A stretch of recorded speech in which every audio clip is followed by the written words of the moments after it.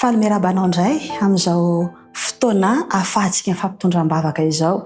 Fifaliana ho an'ny Vavaka, ho an'ny Theo, izay namantsika naneo ny etaetapony ny amin'ny fidiran'Andriamanitra antsehatra indray eo amin'ny fiainany. Raha mety ianao dia ndaorintsika hiaraka hivavaka.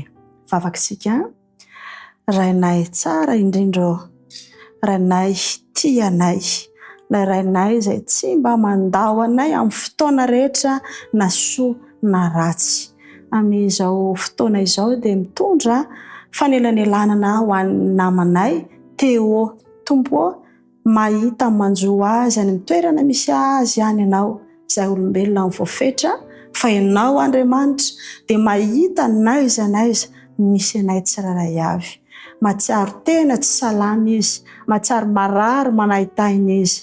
Jesosy io, mba vangio ny tokantrano misy azy any, dia ianao mihitsy no isalovana amin'izay tokony atao rehetra, hita azy amin'ny fomba mahagaga tsy takatry ny sainay, na ny rivotra, na ny ainandro, na ny sakafo, na ny manodidina rehetra, na ny fankatiavana eo amin'izay mikarakara, ny ao amin'ny atsipiriany tsy takatry ny sainay, na ny fanafody ampiasaina, na ny zava-maniry, zava-boary rehetra. Tompo malalo, mangatady eo mena ianareo izy ianao dia mangataka manelanelana, tena mafy izy ny aretina mahazo azy. Kanefa mino afa ny fahasoavanao dia lehibe lavitra noho izany aretina izany, satria fampahoriana avy amin'ny Satana izany. Fa ianao ilay Andriamanitra kosa dia tompony vahaolana rehetra, ary tout est possible.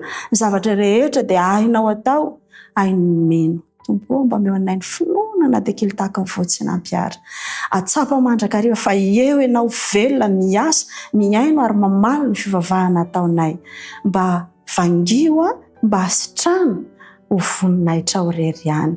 Ary efa sitranonao izy dia tsy niara-nofy ihany, fa ny maha izy azy rehetra, ny toe-pony, ny ara-tsainy, ny ara-panahiny, ny ara-piarahamonina izay momba azy rehetra, dia ho sitranonao avokoa. Mba ho voninay trao ka ho vavolombelonao na amin'ny toerana rehetra, amin'ny fotoana havelomany rehetra izany namanay izany. Ho anao rery ny voninahitra Andriamanitra ray zanaka fanahy-masina, fa ho anay kosa ny valim-bavaka feno mihatra lavitra noho izay nangatahanay.